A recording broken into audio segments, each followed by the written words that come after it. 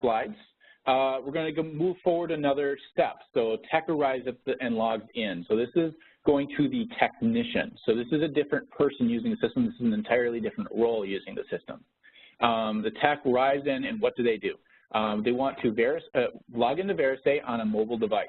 They will be able to use their Verisay username and password that you'll set up for them, and we'll go through that a little later in the call. And then locate, review work order using the reference work order number that every work order has, and then start work. And that brings us to demo number 2, logging in on the site and then opening and starting work orders. So the technician perspective is a little bit different. If I bring it up here, you'll see that there's a different URL.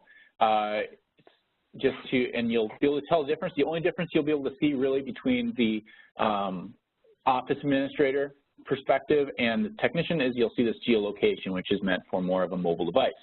The service provider tech will put the username and password into the appropriate field and hit log in. Once they log in, you'll see that there's a little different screen. So if your office administrator screen is tabbed, it is meant for being on a PC. If you want, and the service providers, the technician screen is meant to be used on a mobile device. This screen utilizes HTML5, and what that means is it is can be used on really any size screen. So it doesn't matter if you're using a mobile phone, an iPad, or just a regular screen like you're looking at it right now. So just to show that point, if I move this screen around, the tiles move to accommodate the size of the screen. I'm going to go ahead and enlarge the screen again so you can see it. We have different tiles, and these tiles are much like what you see on your iPhone or Android device, where if you click into them, they'll open up different parts of the application. So just going from left to right, we have work orders that are pending acceptance. So this is a useful tool. Technicians can accept work on site, and this is especially useful if secondary work is requested by the site that's not on the original work order. They can create a second work order, technician can accept it on site, and then they don't have to make an extra trip to the site for the extra requested work. To the right of that is paused jobs. These are jobs that have been paused, that need to be restarted, whether that be for a break or if the site has closed for the night and the technician needs to come back in the morning. Overdue for fixed work, so this is overdue work orders for that fixed detail. Overdue for start work, so overdue to actually start the work. And then my job. So this is the jobs for the technician. So what jobs are assigned to them? Right now, the technician number 1, has 3 jobs assigned to them. Then they can start work. So right now, you'll see this tile change. We call this a Smart Technician tile. This is meant to be a shortcut. So you'll see as I go through the demo and the next demo that this will change to provide a shortcut so they can quickly go to the work order that's in progress to make sure, or if it's paused, to make sure that they leave off, start back where they left off and don't waste any time. So to look also, just a few more items on the navigation before we get into starting work. We have a left-hand and a right-hand flyout menu. These are more system characteristics or system navigation type things. So back here, you can actually, if you hit the upper right-hand corner, or upper left-hand corner rather, with these 3 lines, if you click on it, it will let you have a few options. First is close menu, which is very literal, which is close the menu. You can also close the menu by clicking into the white space. Dashboard is like your home button, so it's like you're clicking your home button on your iPhone or something like that, where it will go back to your root screen. You can also access site information, service information, any equipment information if there is any for the site, and then there's provider information, so you can look up your provider, your information if you need to look it up and see what's in the system for any reason. In the upper right-hand corner, you'll see an arrow pointing to the left with a circle around it. That is the right-hand flyout menu. You're able to look at, the technician is able to look at user preferences, search, and they're able to log out as well. So this is where they log out, is right from the right-hand flyout menu. So we're at the point where the technician has actually gone into the store, they've logged into VeriSay, and they're going to go ahead and look at their jobs. They click on the tile, and it will bring up another smart table. And this is very similar to the workspace smart table. So anytime you hover over any rows, it will change color, indicating that there's more information to find underneath that column. So if you click on the top one here, this is where one we'd actually accepted and assigned. You'll see that it's under assigned. The technician can click through and hit summary, look through the summary, look through the history, so they can quickly look through the history and when things were actually assigned.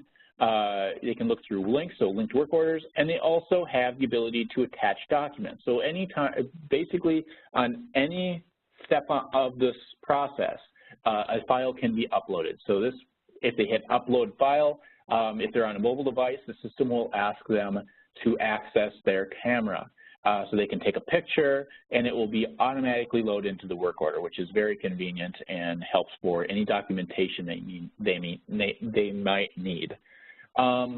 Summary, going back to that, summary page has the same details as in Workspace. Under information, if you expand these little pages here, you'll be able to see all the work order information, but it is collapsed, so it's easier to view on a mobile screen. For the technician to be able to start work, they can hit select action. They'll want to first they'll want to start work. So hit start work. It'll ask for confirm start work, okay, and it will start the clock. So now it's in progress. So the work order is in progress. That means that the clock is going. There's time being compiled against this work order. So you'll want to make sure that when this is in progress, the technician is taking care of business at this point.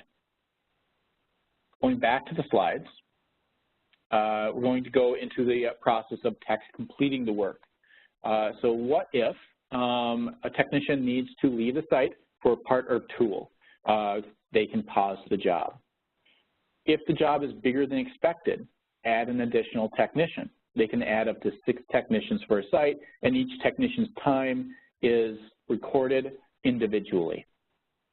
And the store asks for more work not covered on the original work order. And I'd mentioned this a little earlier. The technician should request the store to create another work order. They can accept it on site, and then they can make sure to record that time working on each job separately, so they can make sure that Whole Foods knows exactly what they're being charged and have a much more streamlined payment process. System logs the tech out. So logging the tech out, so there's a process for logging them out. What to do when job is complete. Log in and update the work order. So you'll want to add resolution, parts, and any information for miscellaneous charges. Then, once all of those details are inputted into the system, the service or the tech will want to select the approver. If not, they'll want to select approver not available button. I should put quotes around approver not available. So it's a button in the middle bottom of the screen. I'll show you in the next demo what that is. This will bring it over to the manager's screen of the store, and they'll be able to securely accept your work and make sure that they put any details in there if they need to put any details or any context. This brings us to demo number 3. This is pausing work orders, completing work orders, and getting work orders approved. So for this, we're going to jump back into the technician's perspective. So just going back to the dashboard, you'll notice that, as I mentioned before, the smart technician tile has changed to show different information. So the system has a work order in progress. So the technician can simply just push on this tile, and it will bring them right to the work order that's in progress. To pause work, they only have to hit pause work and to pause work. So pause reason, indicate a reason. So we're going to say system, or let's say work break. The system will ask for an operational status to be indicated, so working or not working, and then pause comments. In 30 minutes. Okay, once all the yellow is complete, like I mentioned before, the save button becomes active, hit save, the work is now paused. So if you go back to the root screen, it is now saying work order is in service incomplete, and you'll see paused jobs have turned to 1, so there's 1 paused job on the dashboard. So to go straight to the work order, just click on Smart Technician title once again, and it'll bring you right back. And at this point, the starting process is exactly the same as when they first arrived on site. They'll want to hit Start Work from the Action menu, OK, and it will once again start work. So let's say some time has progressed and it's time to job complete. So the work is completed and it's time for the tech to log out and stop having time recorded against the work order. This can be done by just clicking Job Complete. One thing I just want to mention is they also, if you'll notice right above Job Complete, there's a Convert to Estimate option. So if they click on that, they'll be able to hit Convert to Estimate, and they'll be able to say you have indicated work to estimate. Work order will not be allowed to be invoiced until the estimate has been approved. So this is, again, this is the process where the technician goes on site, work's going to be more than they actually intended or Whole Foods was expecting. They can go ahead, send this, they can request an estimate. The system will not pause the work order, stop the work order, or anything like that. It will just send an estimate request over to the office administrator to put some costs in there and send it over to Whole Foods for acceptance.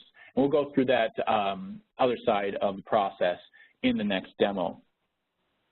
So I'm just going to cancel that and hit Job Complete.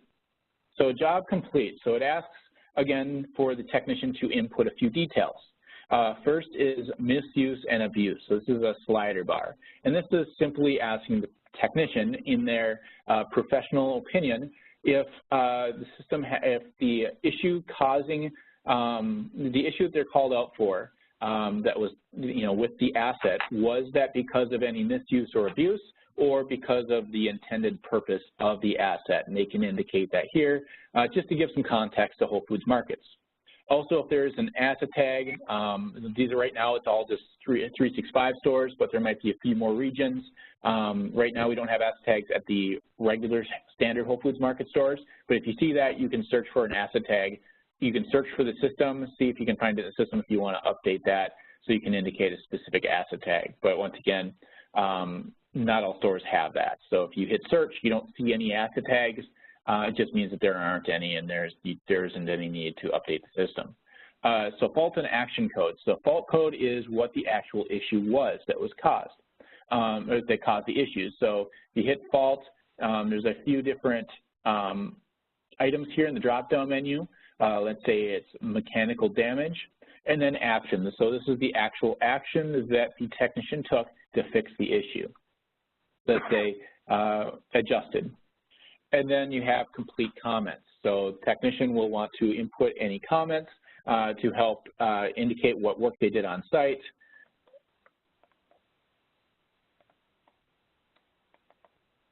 And then save button will become active and it will bring over another window. So this is the store manager review window. So Whole Foods Markets have some security, has a security portal in place. So what you'll need to do, since they will not be able to sign off on the work order from this screen, you will want to hit No Reviewer Available. So if you click No Reviewer Available, it will say work has been completed. You may leave the site. Manager will sign off work at a later time. So even if the manager is there, you can go ahead and let them know that there is a new work order that needs to be accepted. So if I go onto the store dashboard quickly, you'll see Site Manager Review has turned to a 1 here. They click onto it.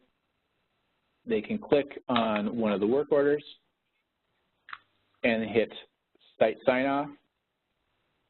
and they'll put their agree or disagree. They can look at the work order details by expanding, put any comments, and then hit save. And that will be the process for them just to accept the work. And that isn't them saying you are or not going to be paid. That's just indicating if they find the work acceptable or not acceptable. That's all. So just, again, more context, giving Whole Foods Markets more information to work with to make sure that their services are being assigned correctly and that things are going right with their stores. So it just helps with communications. So that is the completion of demo number 3. So provider submits its invoice. So going into the invoice. This is a very important task. This is done by the app office administrator, so you'll see me go back to that screen, that more tabbed screen. So you'll want to review the invoice. Some information will be imported from the work order. The provider will want to insert required details.